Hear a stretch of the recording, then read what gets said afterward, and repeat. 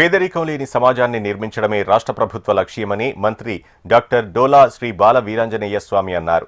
ప్రకాశం జిల్లా టంగుటూరు మండలంలో 42 లక్షల రూపాయలతో నిర్మించిన రోడ్లు, సైడ్ కాల్వలను మారిటైమ్ బోర్డు చైర్మన్ దామచర్ల సత్యతో కలిసి మంత్రి ప్రారంభించారు. నియోజకవర్గంలో ప్రతి కుటుంబం సంతోషంగా ఉండాలనే ఉద్దేశంతో సంక్షేమ అభివృద్ధి కార్యక్రమాలు అమలు చేస్తున్నామని తెలిపారు. టంగుటూరులో నూతనంగా నామకరణం చేసిన వివేకానంద మార్గ్లో స్వామి వివేకానంద విగ్రహాన్ని ఆవిష్కరించారు.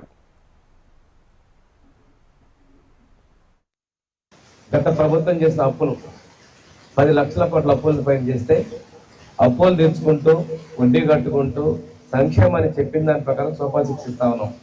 అందులో ప్రధానంగా ఎన్టీఆర్ భరోసా మొదటి ఎన్నికల ముందు నుంచి ఇస్తామని చెప్పి 7,000తో మొదలుపెట్టి ఈ సూపర్ 6ని మనం తీసుకురావడం జరిగింది. దీపావళి 2 కింద 3 గ్యాస్ సిలిండర్ ఉచితంగా ఇవ్వడం జరుగుతూ ఉంది.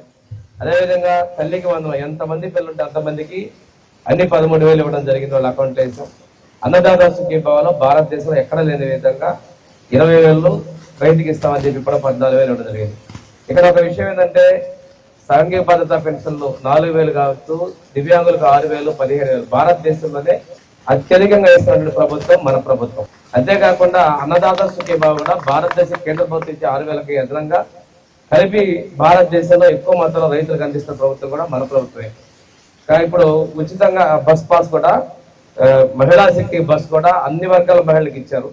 ఇది కర్ణాటక ఉంది, తెలంగాణ ఉంది, కానీ మన రాష్ట్రంలో అత్యద్భుతంగా ఎలాంటి ఇబ్బందులు లేకుండా, ఎలాంటి ఫిర్యాదులు లేకుండా నిర్వహిస్తా ఉన్నటువంటి అది స్త్రీ శక్తి పథకం కూడా అద్భుతంగా నిర్వహిస్తా ఉన్నాం. దాంతోపాటు మహిళలకు ఉచిత గ్యాస్ 3 సిలిండర్లు ఇస్తున్నాం, 4 నెలలకు 1 సిలిండర్ లెక్కన, అది కూడాను అందరికీ కూడా వచ్చే విధంగా చర్యలు తీసుకోవడంలో